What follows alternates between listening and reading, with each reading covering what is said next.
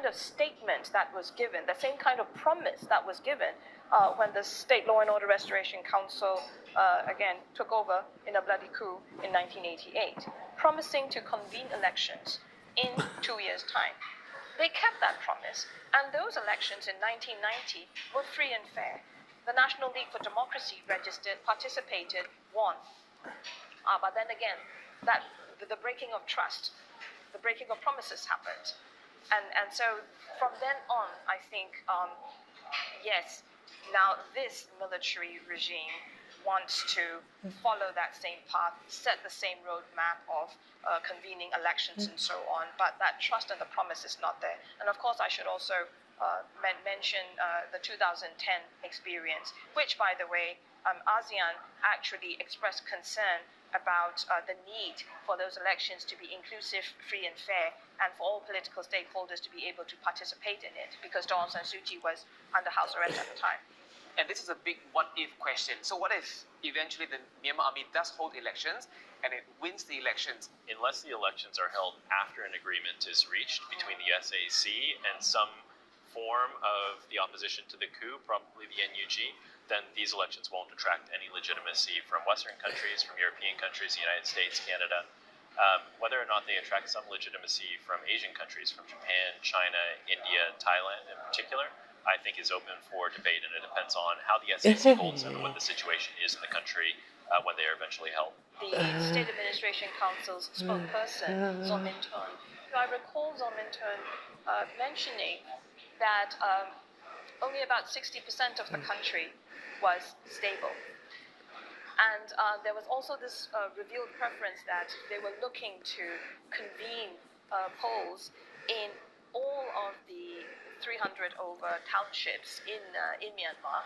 Just by their own admission, they talk about being in control of 60% of the country, and that's a generous estimate based on their own calculations. Now, the Myanmar army has just a handful of allies, but Thailand, for instance, has recently gone through some political change.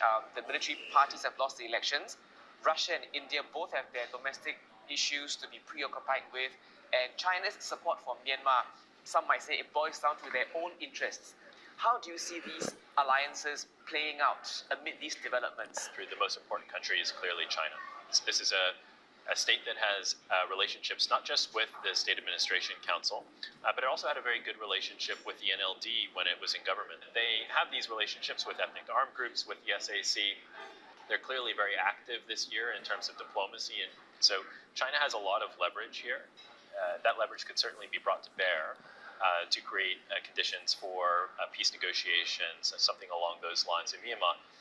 But at present, I think that China is using its leverage primarily to promote its own interests, primarily its interest in the economy in Myanmar. So it has an interest in Myanmar being relatively stable. And then also it seems to really fear what the United States is doing through the Burma Act. I think based on a misunderstanding or a misreading of that act, it seems to fear the emergence of a liberal democratic force through the NUG or the PDFs in Myanmar.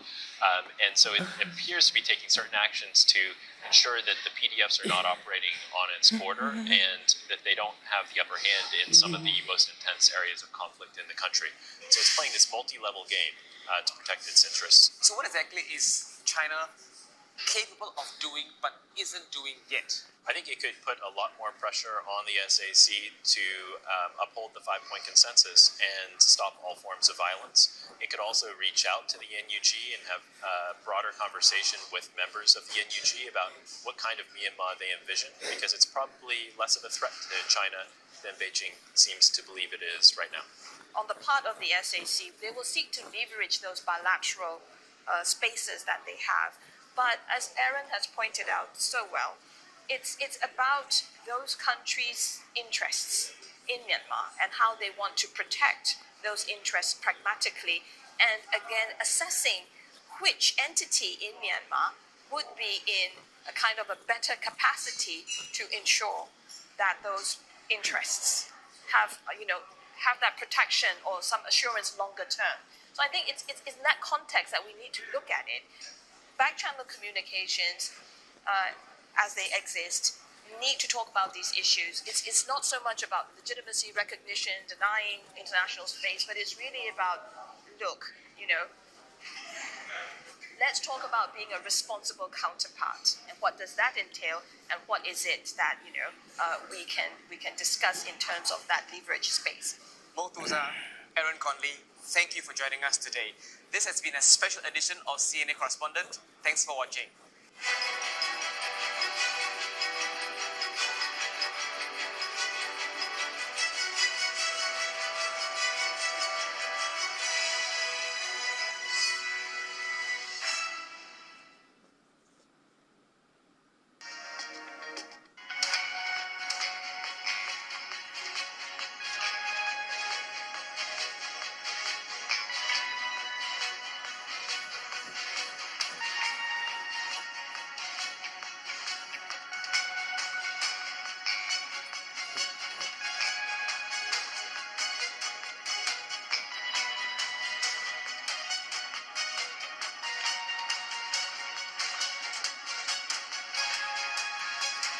The CNA Leadership Summit, Trust Matters, coming this July.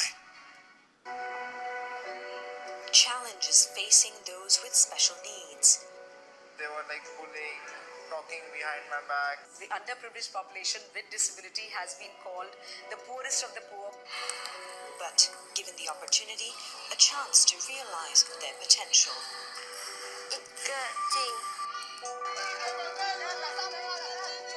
Wednesday on CNA.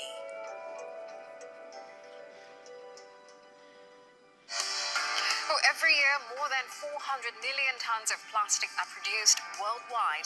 Half of that is only used once, and less than 10% is recycled, according to the UN Environment Programme.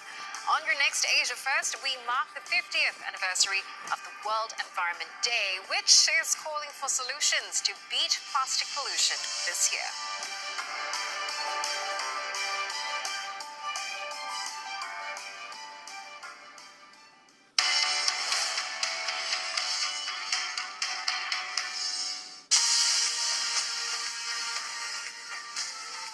Understanding the circuitry may be the key to understanding mental health. 和平不会是天上自己掉下来，其实和平是靠争取来的。 The act of making is bringing that idea into reality. People are burnt everywhere. A ransomware attack can come from anywhere in the world. A perfect storm of disruptions has put the world's most critical resources under threat.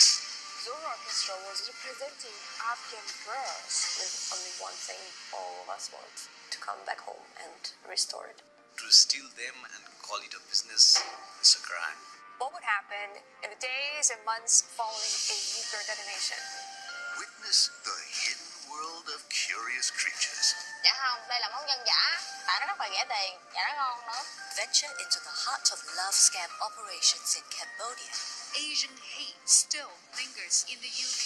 One of the longest school closures in the world. A new and disturbing form of terror is emerging.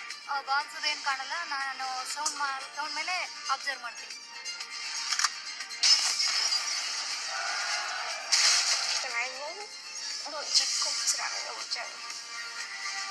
This is really nice.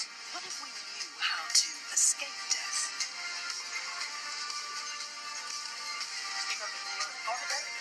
We should do everything we can to fight for them because they're not giving up.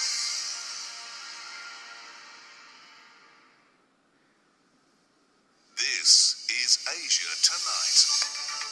Good evening, I'm Jill Newbronner. Tonight's top stories.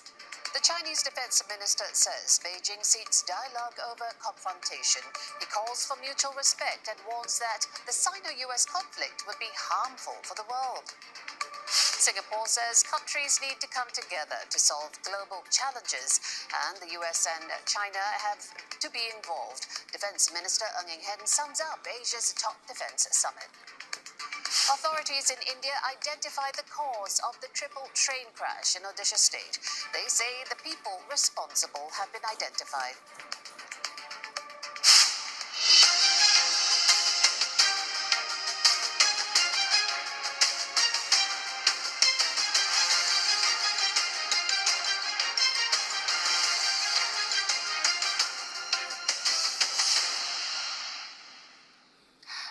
China's Defense Minister Li Shangfu says the United States needs to display sincerity in order to stabilize relations. Speaking at a top security summit in Singapore, he also warns against establishing NATO-like military alliances in the Asia-Pacific, saying they would plunge the region into a whirlpool of conflict.